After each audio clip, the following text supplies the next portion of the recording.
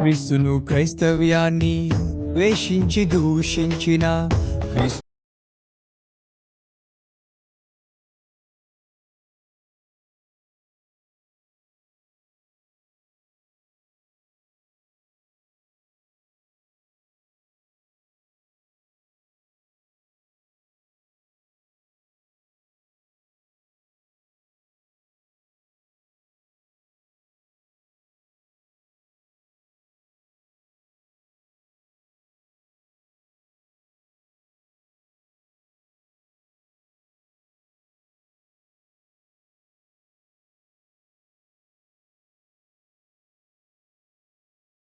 చాలా ఆశలు పడతారు.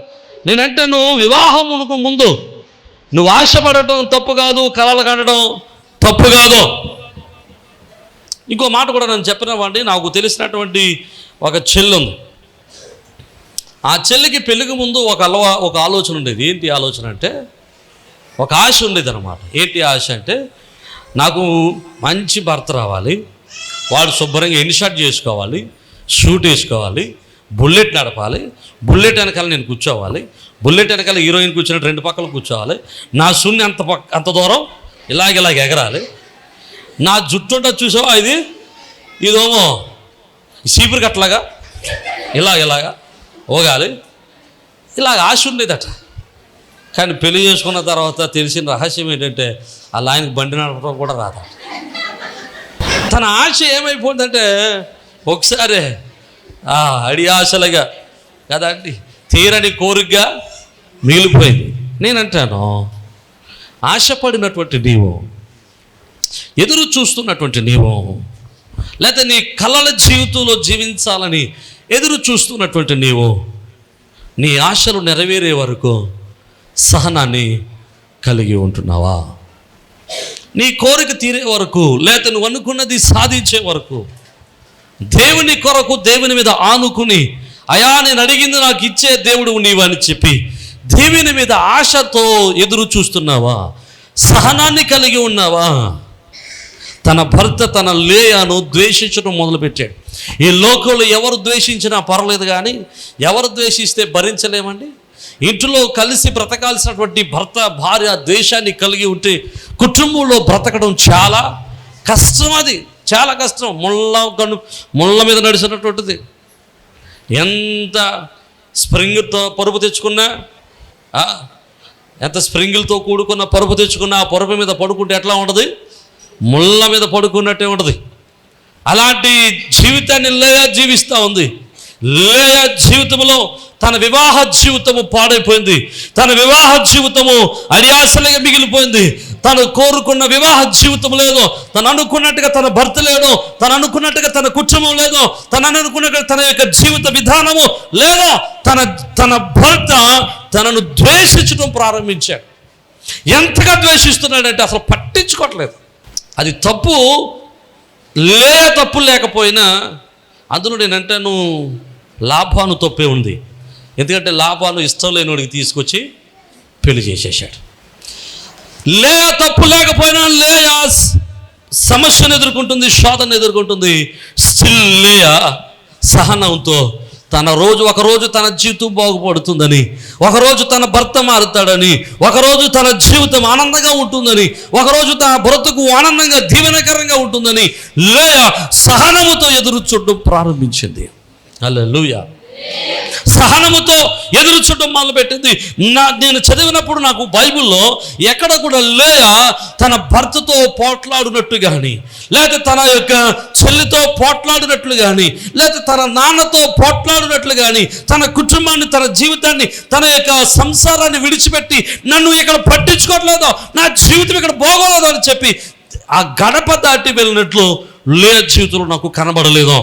ప్రియమైన దేవుని బిడ్డలారా, పోయిన వారంలో నేను ఒక ఆదరణ కూటానికి వెళ్ళాను. ఈ ఆదరణ కూటానికి వెళ్ళినప్పుడు ఈ ఆదరణ కూటంలో చనిపోయినటువంటి వ్యక్తి, ఒక స్త్రీ చనిపోయింది, ఒక అమ్మ చనిపోయారు. వారి కుటుంబానికి ఆదరణ కూటం జరుగుతూ ఉంది.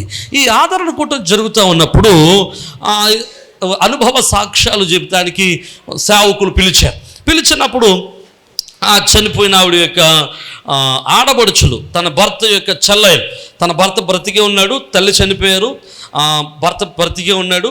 భర్త యొక్క చెల్లాయిలు అక్కలు వచ్చి తన వదిన గురించి సాక్ష్యం చెప్తున్నారు. It's so wonderful. నేను చాలా ఆశ్చర్యపోయాను. ఆడపడుచులందరూ కళ్ళంట నీళ్లు పెట్టుకుని చెబుతున్న మాట ఏంటో తెలుసా? అయ్యా, మా అన్నే మంచోడు కాదండి. మా అన్న త్రాగి వచ్చి నా యొక్క వదిన కొట్టేవాడు, తిట్టేవాడు, సంసారాన్ని జాగ్రత్తగా చేసేవాడు కాదు, సంసారాన్ని పట్టించుకునేవాడు కాదు. కానీ నా యొక్క వదిన ఎప్పుడు కూడా కుటుంబాన్ని విడిచిపెట్టి కానీ, భర్తను విడిచిపెట్టి కానీ, బిడ్డలు విడిచిపెట్టి కానీ ఎప్పుడు గడప దాటి బయటికి పోలేదో, మమ్మల్ని ఎప్పుడు కూడా చెందినట్టు మాట అనలేదో, మమ్మల్ని ఎప్పుడు కూడా తిట్టలేదో, మా మీద ఎప్పుడు తిరుగుబాటు చేయలేదో అని కళ్ళంట ఆడపడుచులు కళ్ళంట నీళ్ళెట్టుకుని చెప్పారండి. నేను ఆశ్చర్యపోయాను. నేను తర్వాత వాక్యం చెప్పడానికి లేచిన తర్వాత నేను చెప్పాను, ఇదిగో మనం ఇక్కడ ఉన్న మనందరికీ కూడా ఇలాంటి టెంట్ వేస్తారు కదండి. మనకు కూడా టెంట్ వేస్తారు కదా, టెంట్ వేయరా? మనందరికీ టెంట్లు వేస్తారు. ఆ టెంట్ వేసినప్పుడు టెంట్లో మన ఫోటో పెడతారు, ఫ్లెక్స్ పెడతారు, ఫోటో పెడతారు, వాళ్ళతో ఇష్టం. మరి ఏం చెప్తాం? మనం డబ్బులు బాగా సంపాదిస్తే పెద్ద ఫ్లెక్స్ పెడతారు, డబ్బులు సంపాదించిపోతే పాస్పోర్ట్ సైజ్ ఫోటో పెట్టి అలా అడ్డిస్తారు దానికి. రైట్. కాబట్టి మనకు కూడా అట్లా టెంట్ వేస్తారు. టెంట్ వేసిన తర్వాత టెంట్లో మన గురించి చెప్తారు. ఏమని? నేను మంచోడైతే మంచోడని చెప్తే, నేను చెడ్డోడిని అయితే చెడ్డని చెప్తారేంటి? ఆడి గురించి నాకు ఏం తెలియదండి, ఆ వచ్చిన అందరూ భోజనం చేసేయాలని చెప్తారు. అదండి. జాగ్రత్తగా వింటే ఒకవేళ మంచి చెప్పిన చెడు చెప్పకపోయినా ఏం జరిగినా మన గురించి 10 మంది మనం చనిపోయిన తర్వాత మన గురించి చెప్పుకోవాలి. నేనంటున్నాను, ఆ స్త్రీ గురించి, తన వివాహ జీవితం గురించి, తన వివాహంలో కలిగినటువంటి కష్ట జీవితంలో కష్ట సమస్యలలో గురించి ఆ యొక్క ఇంటి వారు చెబుతున్నప్పుడు నాకు జ్ఞాపకం వచ్చింది. అప్పటికే నేను లేయా గురించి ధ్యానం చేస్తూ ఉన్నాను. లేయా గుర్తొచ్చింది. దేవునికి స్తోత్రం. లేయా సహనం కలిగి తన భర్త ద్వేషించినప్పటికీ, తన చెల్లి అసూయ పడినప్పటికీ, తన కుటుంబంలో తనకు కావలసినట్లుగా కుటుంబ జీవితము లేనప్పటికీ, తన బ్రతుకు అంధకారంగా మిగిలిపోయినప్పటికీ లేయా సహనముతో దేవుని మీద ఆనుకుని ఎదురు చూడడం మొదలుపెట్టింది. దేవునికి స్తోత్రం. హల్లెలూయా. ప్రియమైన దేవుని బిడ్డలారా, జాగ్రత్తగా వినండి. ఈ రోజు మీరు కూడా ఇలాంటి ద్వేషాన్ని ఎదుర్కొంటున్నారేమో, లేక అసూయను ఎదుర్కొంటున్నారేమో, మీ ఇంటిలో మీ కుటుంబంలో సమస్యలు ఎదుర్కొంటున్నారేమో, శోధనలు ఎదుర్కొంటున్నారేమో, కలవరాలు ఎదుర్కొంటున్నారేమో, నష్టాలు ఎదుర్కొంటున్నారేమో, సమాజంలో సరైనటువంటి ఆ యొక్క సమాజంలో మీరు ఆ యొక్క శ్రమలు ఎదుర్కొంటున్నారేమో, లేకపోతే ఆ అసూయ ఎదుర్కొంటున్నారేమో, ద్వేషాన్ని ఎదుర్కొంటున్నారేమో. సహించండి. ఒకరోజు ఖచ్చితంగా మీ సహనానికి తగినటువంటి ప్రతిఫలాన్ని మీరు పొందుకుంటారా? లేయా జీవితం గురించి నేను ధ్యానం చేసినప్పుడు లేయాకు దేవుడు బిడ్డలను ఇచ్చాడండి. లేయాకు దేవుడు బిడ్డలను ఇచ్చాడు. లేయాకి ఇచ్చినటువంటి బిడ్డలలో యూదా అనేవాడు ఒకడు ఉన్నాడండి. ఈ యూదా ఎవరో తెలుసా? దేవునికి ఇష్టమైనటువంటి వనము. దేవునికి స్తోత్రం. హల్లెలూయా. యెషయా గ్రంథంలో అంటాడు, యూదా యెహోవాకు ఇష్టమైన వనం అని రాస్తాడు. దేవునికి ఇష్టమైనటువంటి యూదా జనాంగము లేయా గర్భంలో నుంచి బయటకు వచ్చారు. హల్లెలూయా. జాగ్రత్తగా వినండి. ఆ యూదా జనాంగంలో నుంచి రాజైన దావీదు పుట్టుకొచ్చాడు. ఆ యూదా జనాంగంలో నుంచి రాజైన సొలొమోను పుట్టుకొచ్చాడు. ఆ యూదా జనాంగంలో నుంచి యేసు క్రీస్తు ప్రభువు వారు ఈ లోకానికి రక్షకుడిగా పుట్టుకొచ్చాడు. హల్లెలూయా. యేసు వారిని కనినటువంటి గర్భముగా లేయా యొక్క గర్భాన్ని దేవుడు ఆశీర్వదించాడు. నమ్మితే దగ్గరగా దేవునికి స్తోత్రం చెప్పండి. హల్లెలూయా. ప్రేమించబడిన రాహేలు యొక్క బిడ్డల యొక్క గుర్తు లేదు, కానీ నేటికి యూదా జనాంగము లేయా సంతతి నేటికి నిలిచి ఉండి లేయా సంతతిలోనే యేసు క్రీస్తు ప్రభుల వారు రక్షకుడిగా ఈ లోకానికి ఉద్భవించి ఆమె గర్భాన్ని ధన్యమైన గర్భంగా మార్చేశాడు. నువ్వు సహించగలిగితే దేవుడు నీ గర్భాన్ని దీవిస్తాడు. నువ్వు సహించగలిగితే నీ బిడ్డలను ఆశీర్వాదకర్తలుగా మారుస్తాడు. నువ్వు సహించగలిగితే నీ బిడ్డల వల్ల నీ కన్నీరు తొడబడుతుంది, నీ తల పైకెత్తబడుతుంది. హల్లెలూయా. లేయా సహించుట ద్వారా దేవుడు ఆమె తలను పైకెత్తాడు. ఆమేన్. ప్రియమైన దేవుని బిడ్డలారా, జాగ్రత్తగా మనం ఆలోచన చేద్దాం.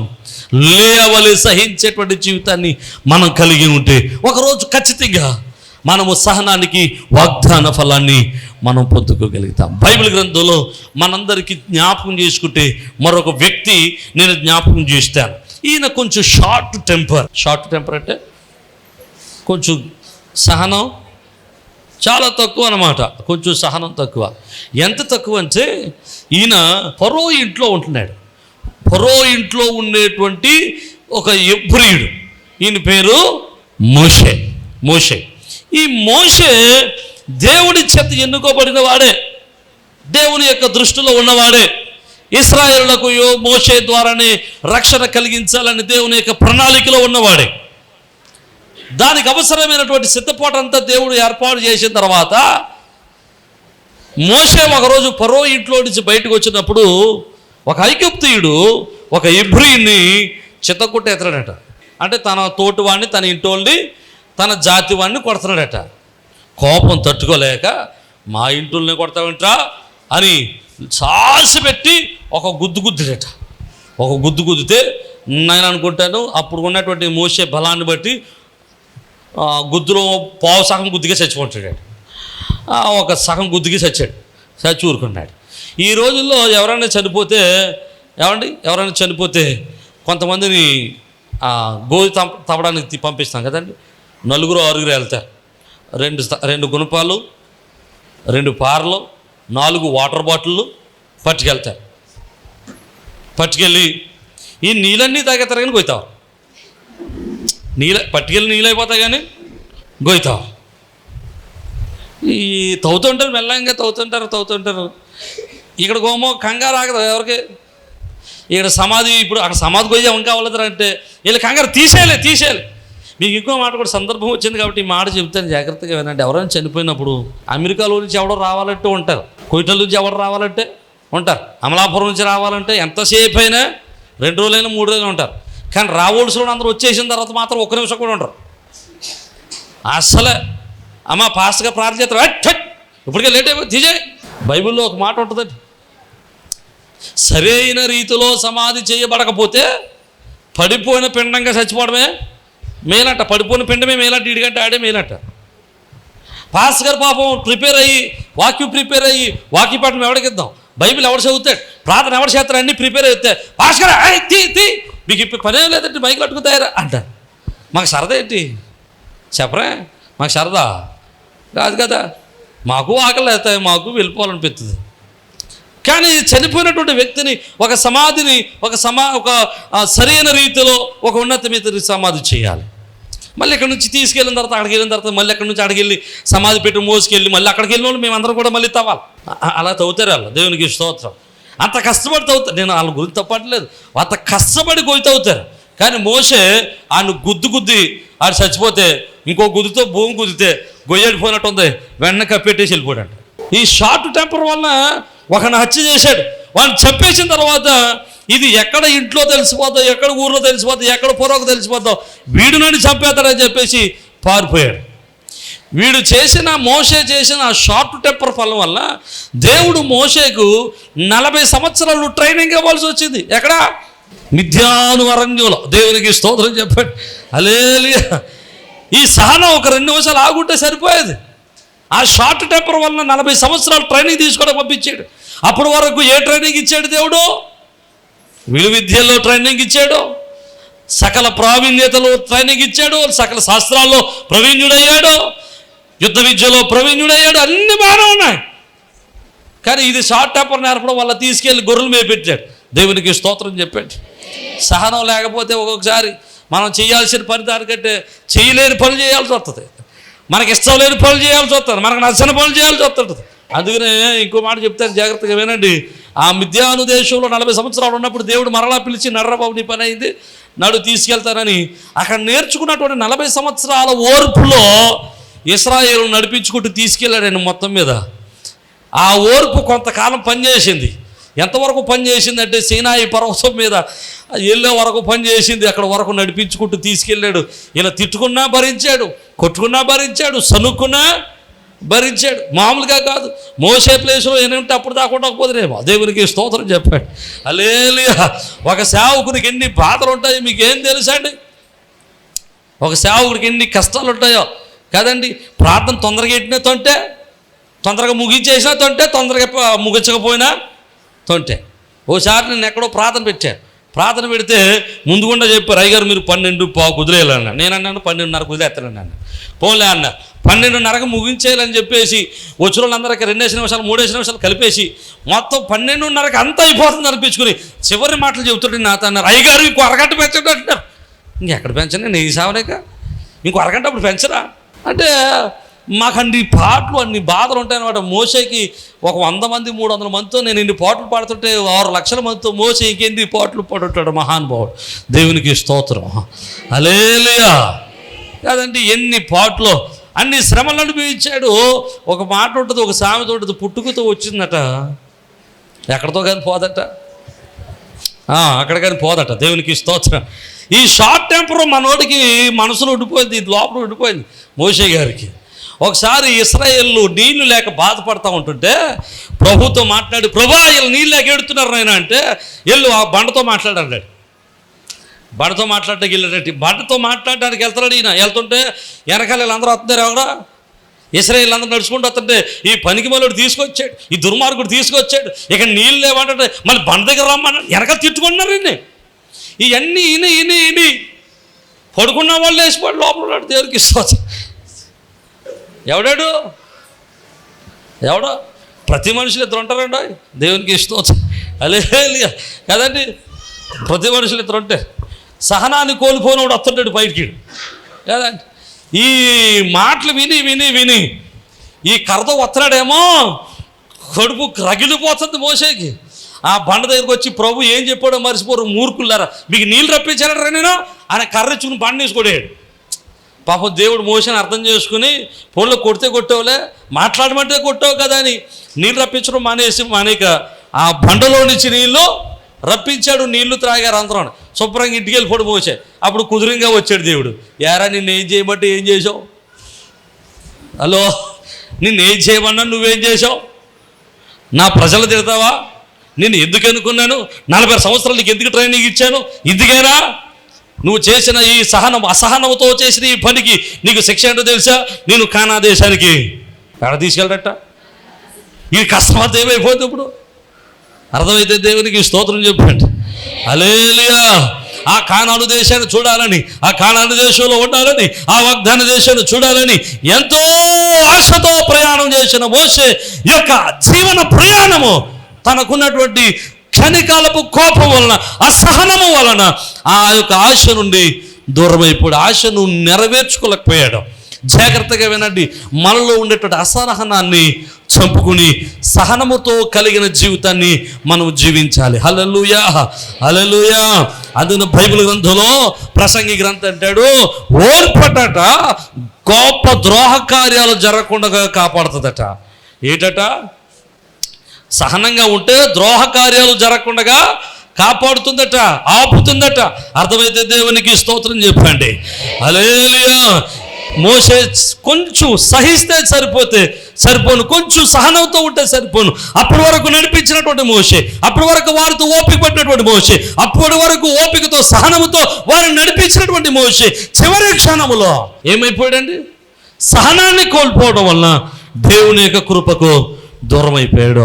అర్థమైతే దేవునికి స్తోత్రం చెబుదాం, హల్లెలూయా. ఒకసారి ఒక తల్లి తన బిడ్డకు లెక్కలు చెబుతుందట. ఈ మాట వినండి, లెక్కలు చెబుతుందట. లెక్కలు చెబుతున్నప్పుడు ఇంచుమించు ఆ బిడ్డకు అర్థం కావడానికి 20 టైమ్స్ చెప్పాల్సి వచ్చిందట. 20 పర్యాయాలు ఆ లెక్క ఆ బిడ్డకు చెప్పాల్సి వచ్చిందట. ఇదంతా కూడా దూరం నుండి తన భర్త గమనిస్తున్నాడట. భర్త గమనిస్తూ చివరికి 20 సార్లు 20 పర్యాయాలు చెప్పిన తర్వాత తన భర్తకు వచ్చి తన భార్యతో అన్నాడట, Mary, I'm so proud of you. నిన్ను బట్టి నేను చాలా సంతోషిస్తున్నాను. నిన్ను నా భార్యగా కలిగి ఉండడానికి నేను చాలా ఆనందిస్తున్నాను. నీలాంటి భార్యను దేవుడు నాకు ఇచ్చినందుకు నేను చాలా హ్యాపీగా ఉన్నాను. ఎక్కడి నుంచి వచ్చింది ఇంత సహనం?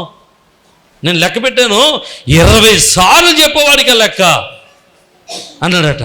అప్పుడు భార్య అందంట, 19 సార్లు చెప్పు వదిలేస్తే నాకు నీకు ఈ మాట వినబడేది కాదు. నేను ఒకవేళ 19 పర్యాయాలు చెప్పు వదిలేసి ఉంటే నీవు ఇప్పుడు వచ్చి నన్ను ఈ విధంగా మెచ్చుకునేవాడు కాదు. మనం కూడా చాలా పర్యాయాలు సహించి సహించి సహించి సహించి ఇక గొట్టెక్కేతాం, ఇక ప్రతిఫలం పొందుకుంటాం, ఇక ఆశీర్వదింపబడతాం అనుకున్న సమయంలో సహనాన్ని కోల్పోతూ ఉంటాం. ఈరోజు మీ జీవితంలో ఎక్కడ వరకు సహనాన్ని కలిగి ఉన్నారో నాకు తెలియదు, ఏ విషయాల్లో సహనాన్ని కలిగి ఉంటున్నారో నాకు తెలియదు. బైబిల్ గ్రంథంలో మరొక దైవజనుడిని మీకు జ్ఞాపకం చేసి నేను ముగించడానికి ప్రయత్నం చేస్తాను. బైబిల్ గ్రంథంలో కుటుంబ జీవితాల్లో సహనం గురించి మనం నేర్చుకోవాలంటే హోషేయను మనం చాలా జాగ్రత్తగా చెప్పుకోవచ్చు. హోషేయ ఎంతమందికి తెలుసు? హోషేయ గురించి ఇంతకు ముందు ఒకసారి చెప్పాను నేను. హోషేయ గురించి జ్ఞాపకం చేసుకుంటే హోషేయ జీవితంలో ఎంత సహనాన్ని కలిగి ఉన్నాడు తెలుసా? దేవుడు అంటున్నాడు, యవన కాలం ముందు అయ్యా పెళ్లి చేసుకుంటానంటే వీళ్ళు పెళ్లి చేసుకున్నాడు. ఎవరిని చేసుకోమన్నాడు?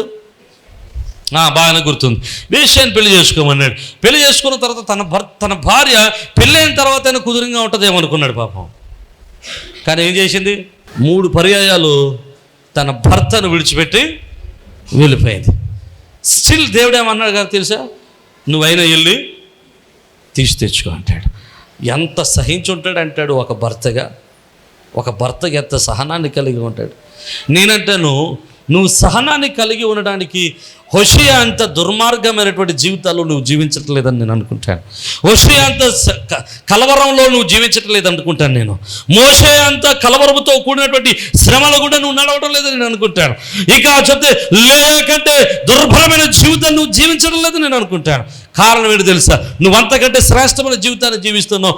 నీకు ఒకవేళ శ్రమలు శోధనలు వస్తే, కష్టాలు వస్తే, రుణభారాలు ఉంటే, లేదా కన్నీరు ఉంటే, ఒకవేళ నీవు తగ్గించబడితే, ఒకవేళ నీవు దీన స్థితిలో ఉంటే ఒక్క నిమిషం సహనాన్ని కలిగి ఉండు.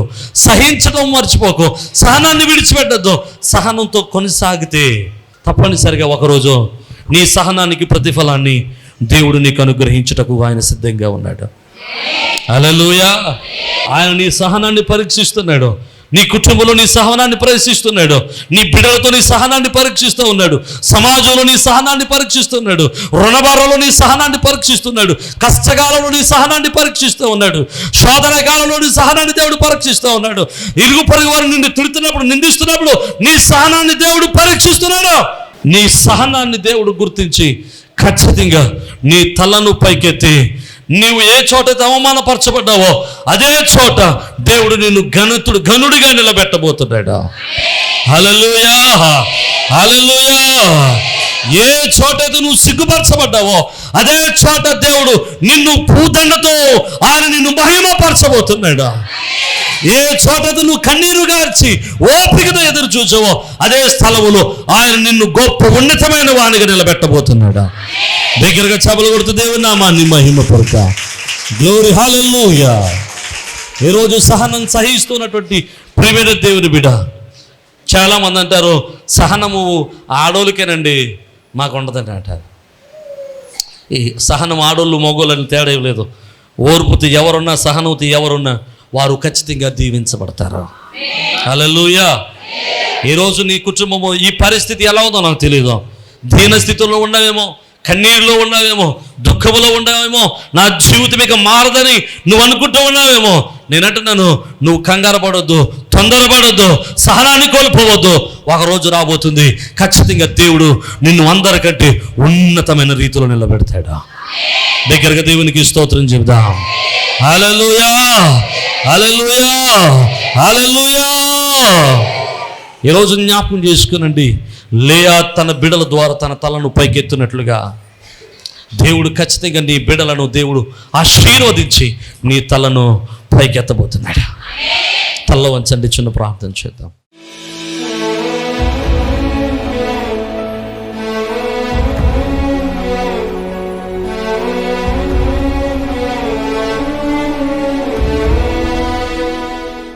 ఒక నిమిషం మన హృదయాలు తెరిచి మనం ప్రార్థన చేద్దాం.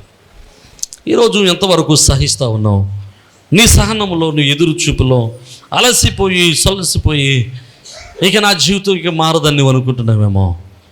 నీ సహనాన్ని దేవుడు చూస్తూ ఉన్నాడు, నీ సహనాన్ని చూస్తూ ఉన్నాడు. ఒకరోజు రాబోతుంది ఖచ్చితంగా దేవుడు నీ సహనమునకు తగిన ప్రతిఫలాన్ని ఇవ్వబోతున్నాడు. ఖచ్చితంగా నీ తలను పైకెత్తుతాడు. ఖచ్చితంగా నీ భర్తను మార్చుతాడో, ఖచ్చితంగా నీ భార్యను మార్చుతాడో, ఖచ్చితంగా నీ బిడ్డలను మార్చుతాడో ఆయన.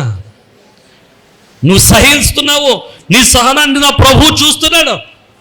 ఖచ్చితంగా నా దేవుడు ఖచ్చితంగా నీ పరిస్థితిని మారుస్తాడు. వ్యాపారంలో నష్టం వస్తుంది అని పోతున్నావేమో. సహించు, ఖచ్చితంగా ఒకరోజు రాబోతుంది. ఆయన ఖచ్చితంగా నీ వ్యాపారాన్ని నూరింతలుగా ఆశీర్వదించబోతున్నాడు. నీ సహనానికి తగిన ప్రతిఫలాన్ని ఇవ్వబోతున్నాడు. ఆయన నిన్ను గణపరచబోతున్నాడు, నిన్ను స్థిరపరచడానికి సిద్ధపడుతున్నాడు. సహనాన్ని కోల్పోవద్దు. ఎదురు చూడడం ఆగిపోవద్దు.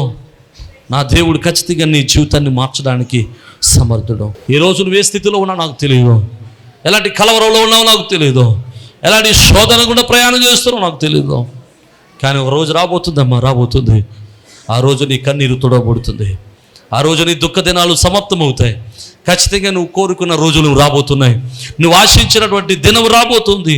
నువ్వు కోరుకున్నటువంటి దినాలు రాబోతున్నాయి. ఖచ్చితంగా ఆయన నీ తలను పైకెత్తుతాడో, నీ స్థితిని ఆయన మారుస్తాడో. ప్రార్థన చేద్దాం. సర్వకృపానిధి, ప్రేమ కలిగిన తండ్రి, జీవాధిపతి, ఘనుడు ఒక దేవానికి వందనాలు.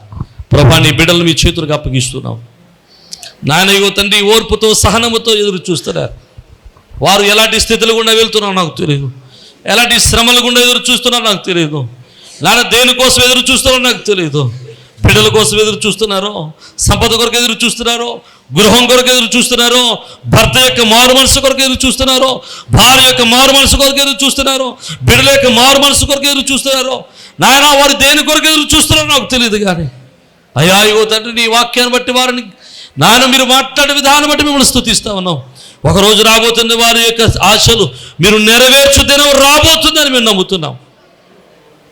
ప్రభా, నీ కృపచిత వారిని బలపరిచి ఆదరించమని, వారి ఆశలు నెరవేర్చండి, వారి హృదయాన్ని సంతృప్తితో నింపమని, మీరు వాక్యాన్ని ఫలింపచేయమని యేసు పరిశుద్ధ నామమును బట్టి స్తుతించున్నాం మా పరమ తండ్రి. ఆమేన్.